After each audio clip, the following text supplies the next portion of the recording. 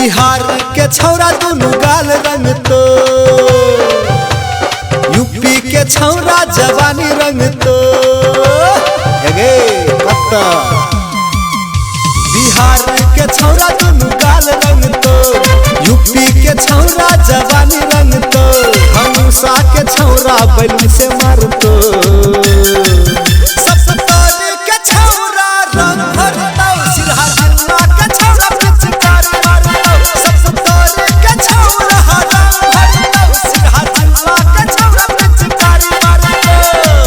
छोरी बेच के रहे।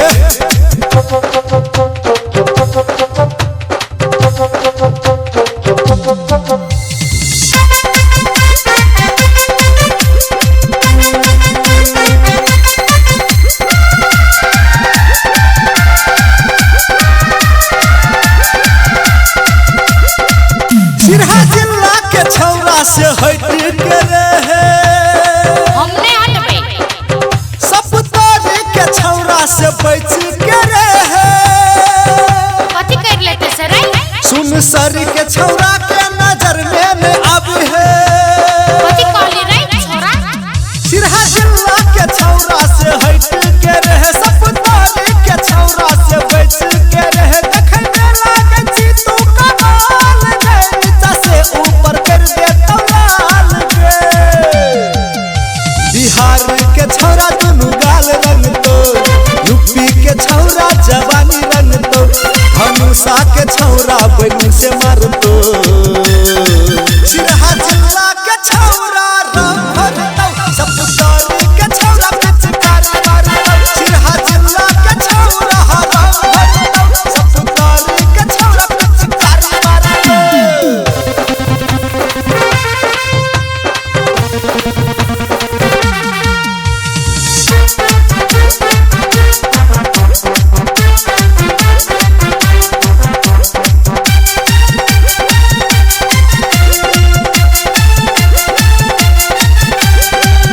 उदयपुर के छौरा आगा से दे तो रंग, पिचकारिया मत साइड हे गे मोरंग के छौरा पछा से दे तो रंग।